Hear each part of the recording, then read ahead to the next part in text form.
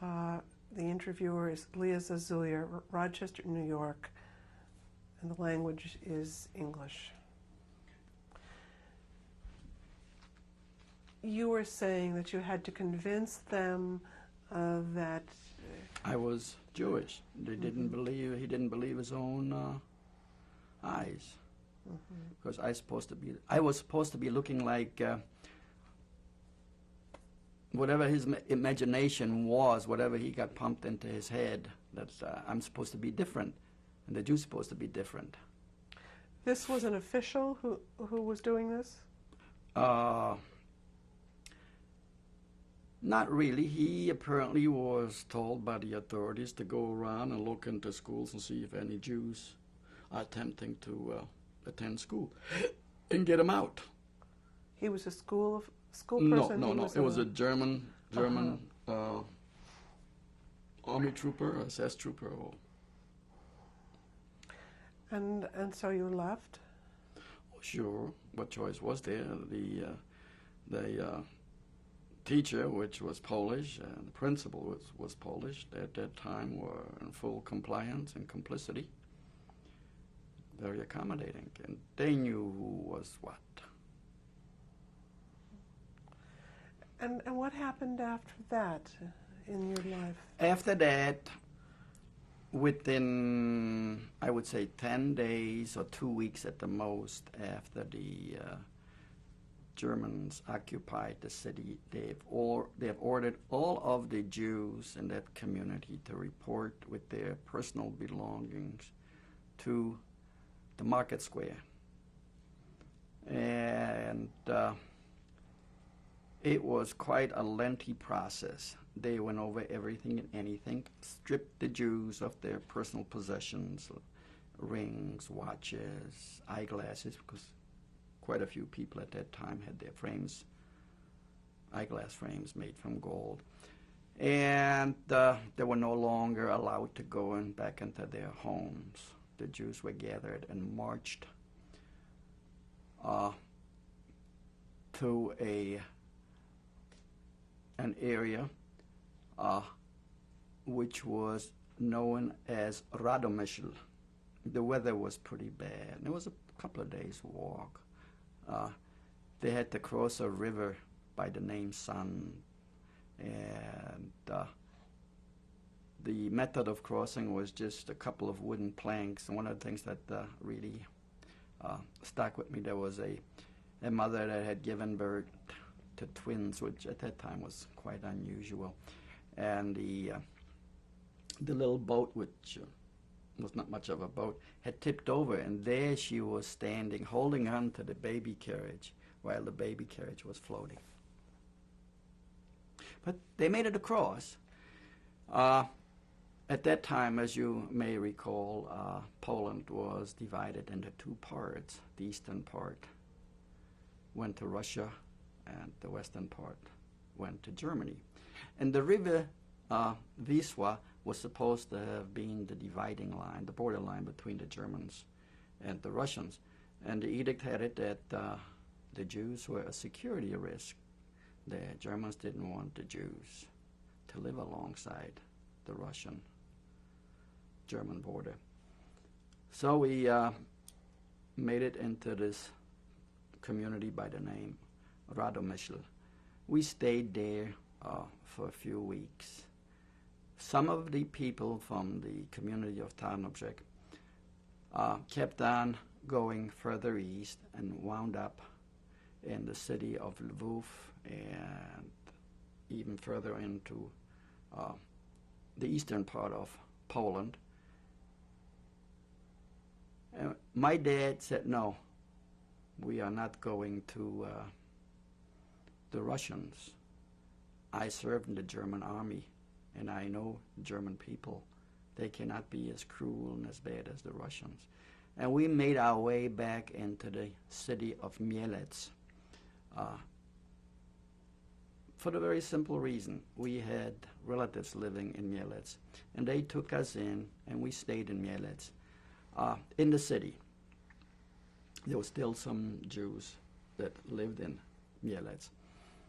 Some of them had escaped and went to Russia during the early part of the occupation. At that time, it was still possible to escape to the Russian part of Poland, then into Russia. My father did his tailoring in Mielec, and it was nothing unusual in the city of Mielec that during the night they would come in, the Germans, and they would take out a half a dozen Jews, execute them. They would come in and search for women, which served as their servants, cleaning maids, no matter what their background and education was. We stayed in Mielec all till sometimes the early part of 1941. And in 1941, we were given permission to move back to the city of Tarnobrzeg. My dad was extremely anxious to get back to the city because he was quite well known as a craftsman, as a tailor, and a lot of people knew of him for his workmanship. So it was easier for him and for us to derive a living from his tailoring. So we moved back to Tarnobrzeg. There were quite a few people that had left for Russia. Some of the houses were empty. There were no windows, no doors. We could no longer move into our place of residence as we did prior to World War, prior to the outbreak of World War II. So my dad picked out a house, had it fixed up, put some doors and windows in, and did his tailoring. And every few days, a few nights, the Germans used to come in, take some Jews out and execute them, just for the fun of it, just for vindictiveness.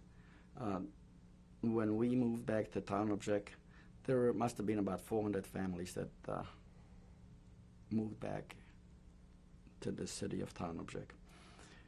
And we stayed in this city of Tarnobrzeg until the middle of 1942, sometimes June or July. And during this time, the Germans came in, surrounded this city, and gathered up all the Jews in a little square near an old cemetery, and marched us into the community of Baranov. This is the place I used to go for a couple of weeks and stay with some relatives that had that bakery. And on the road, as we moved along, the elderly people, the infirm, were taken away and summarily executed. Did you see that? Yes, I did. Then we stayed in Baranov for a few days, and they kept on bringing in Jews from surrounding communities into Baranov. Then one day, an announcement was made by the German authorities and also posters all over the community that the Jews had to head for the railhead in Baranov. So we marched the railroad, and they had boxcars lined up, and all the Jews were loaded up onto boxcars and transported into a community that was known as Dembitz. It was maybe a couple of hours ride from Baranov to Dembitz. There the Jews were unloaded from the boxcars onto a huge pasture. There must have been about 20 or 25,000 Jews. And German authorities came by with trucks, and each one said, well, I'll have 100 Jews, I'll have 250 Jews, I'll have 50 Jews. And they were dispersed all throughout that area into various concentration camps or labor camps, whatever one calls it. The Jews that were not taken away from Dembitz or selected by the Germans were left on the pasture and subsequently loaded onto the boxcars and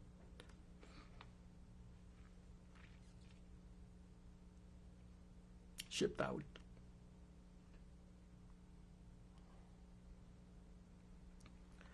This is the last time I saw my mother.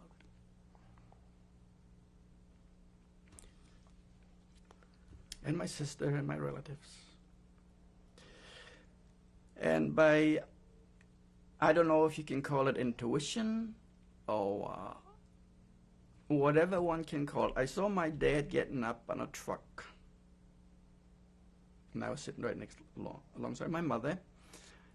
I just dashed over and hopped on a truck alongside my father.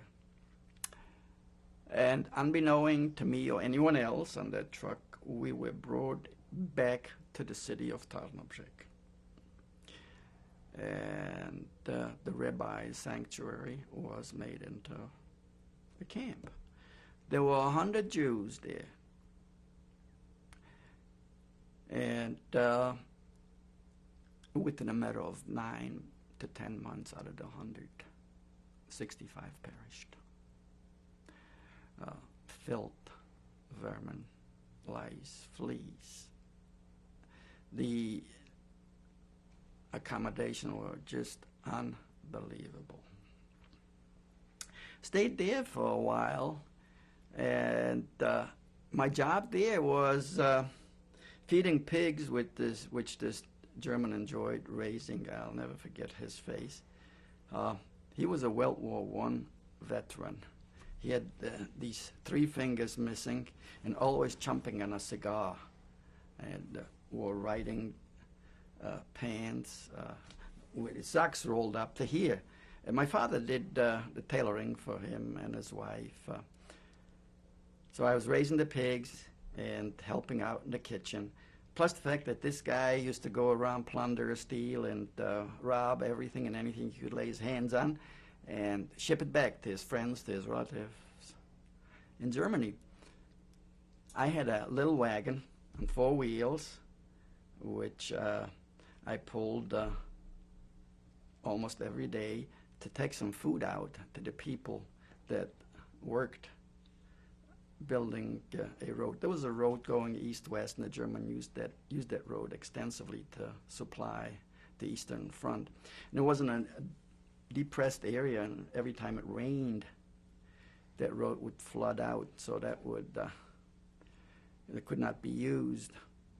So what they did do is blocked off half of the road, and these Jews worked on the other half to raise the road, so when it rains, it does not flood out. And one instant that left an indelible mark on me, one time I was pulling that wagon with this German, his name was Hoffman. I had some packages that he was sending back to Germany. I see from the opposite side comes one guy, you know, I've learned how to recognize these guys quite readily. Was a Gestapo guy. He big black riding boots, black riding pants, a black jacket, yellow shirt, and a black tie with his swastika on the tie. And he comes over across the street, and he goes over to this German that owned these Jewish slaves from the synagogue, and he says to me, I had to wear a white armband with a yellow star on it. I was on the street because I wasn't allowed to walk on the sidewalk. He says, what are you doing with this Jew here? So this one says, well, he says, you know, I have permission. He says, they work on the road. They perform a very important task for me here. So what are they doing? He said, well, he says, they help and raise that piece of road so we can use it to supply the Russian front. He says, that's strange, he says. You know, he says, I haven't shot a single Jew, he says, in 2 days. He says, would you mind? He said, and I'm standing there in the stand, you know, I was like from here to you. And he says, why don't you?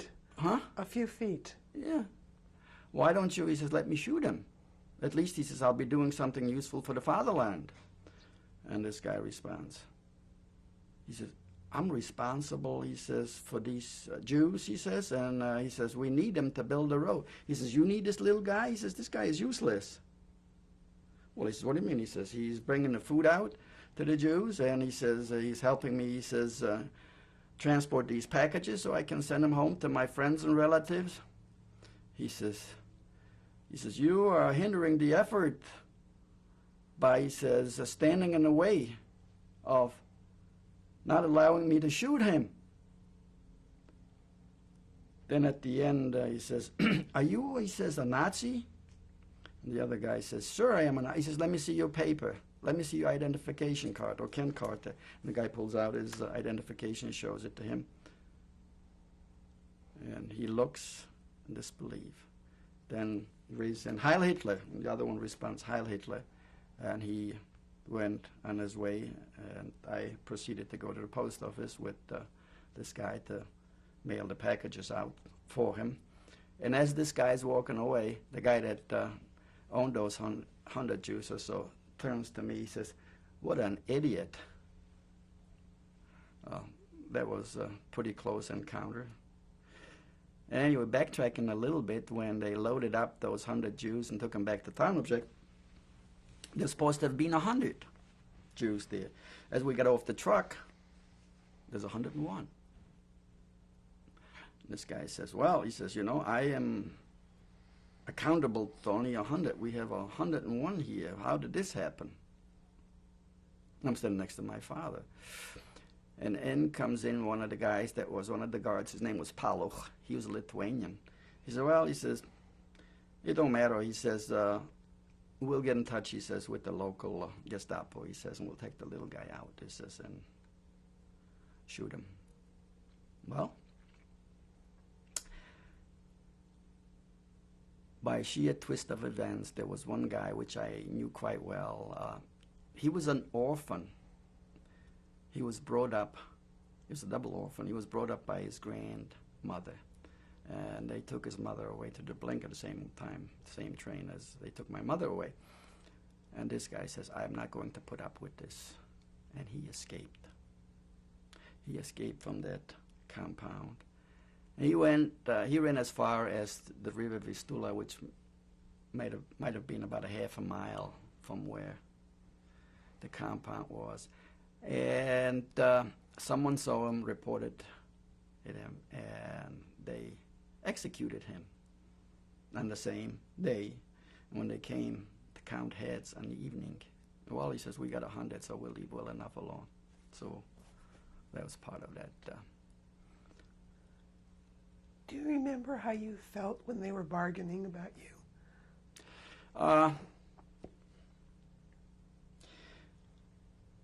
I didn't quite well understood the implication, and on the other hand, I was pretty well resigned. After all, and I've seen during this time already, literally hundreds of people, after the noise subsides, there's no noise, it's all quiet, nobody is screaming prior to getting executed. It's just a wimp during the time the shot is fired, and it's all over. So, if I have to, it really isn't that bad.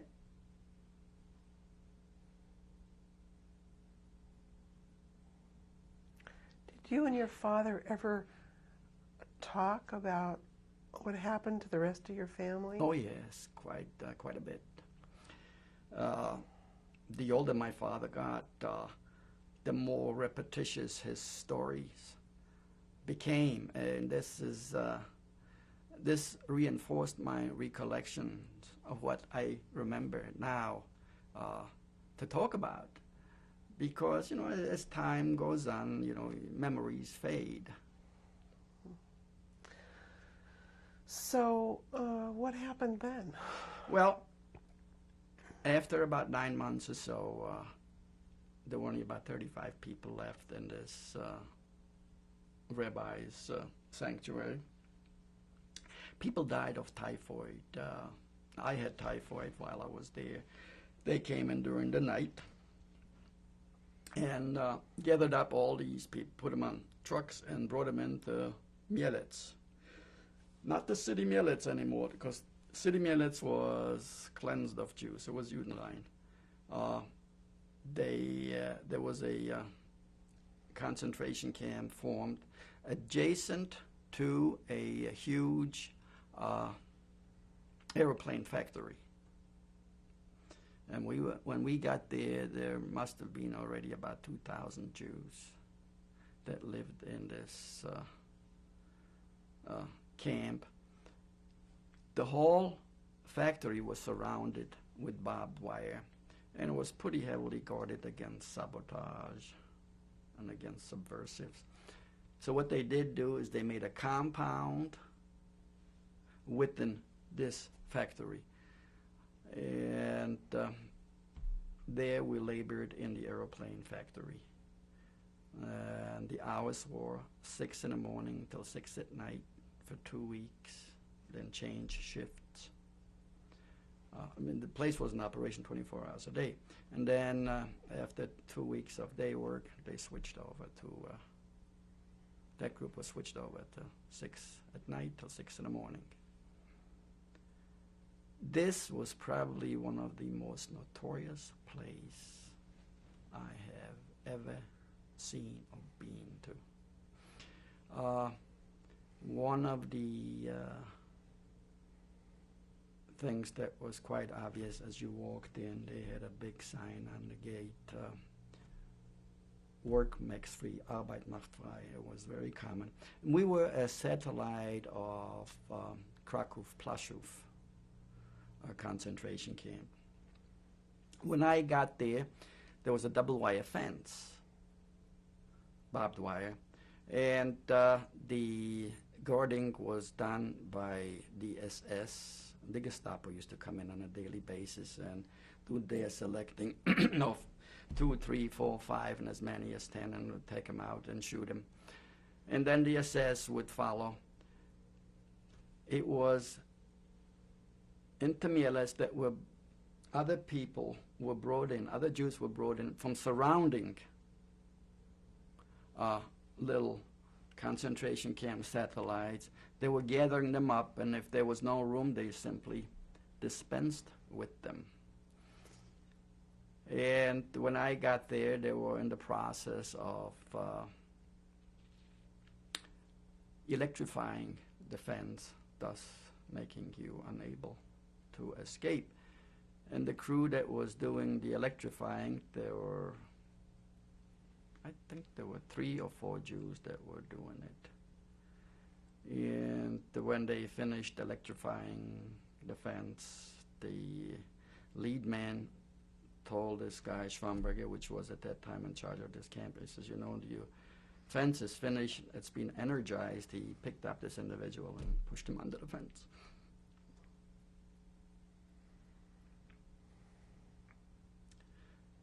The guy died instantly. This guy lived like a king there. My dad used to do some tailoring for him.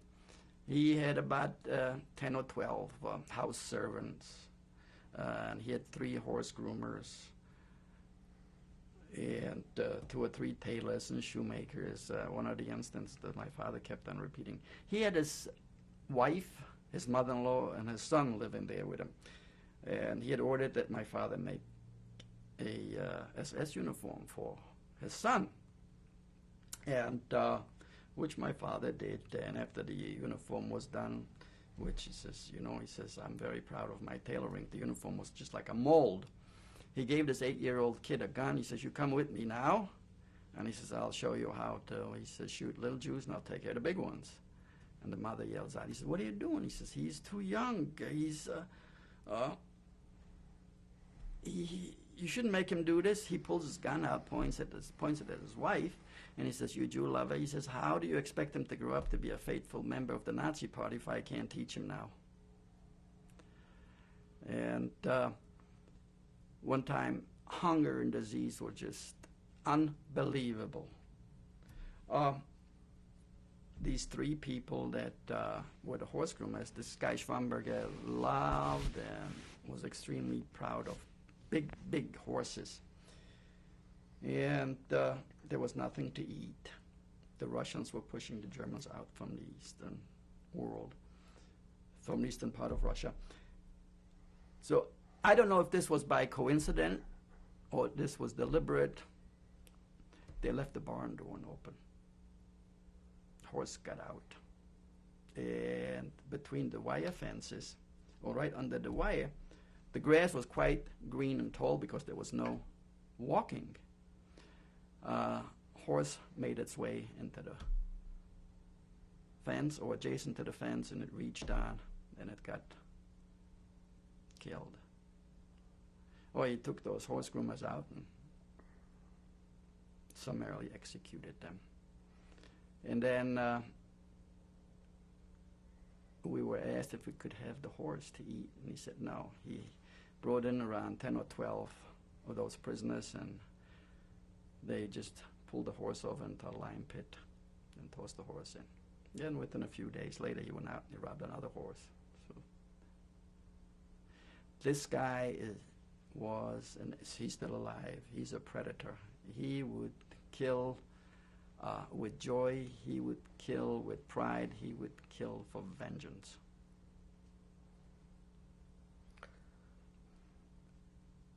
And what was your daily life as a child like in this camp? In this camp, I worked in the aeroplane factory. My job at that time was they used a lot of flathead screws, and if you're familiar with a screw machine, it will cut off. It'll shave down that rod, put a thread on it, and cut it off. What was needed is to put some slits into these little screws so you could engage a screwdriver into it. So I did this for quite a while.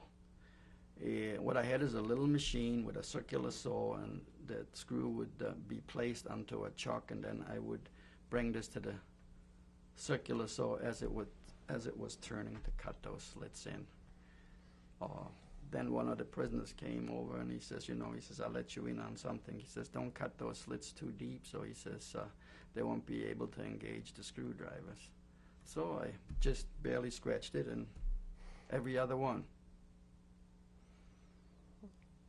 So the saw was cooled with a water-soluble oil, which is known to cause cancer. So I did that for almost a year or so, but so far so good. And we stayed there, and the conditions there were atrocious. Schwamberger ran this place where he would select some Jews to report to him on camp's conditions, on camp's attitude. So he had selected a Jewish couple. The lady was a medical doctor. Their name was Bitcover. They were very handsome people, very humane people, very compassionate. And they tried to help out as much as they possibly could. My father knew them quite well. And one day, coming back from work, from the factory, as we were approaching the compound, we heard 4 shots.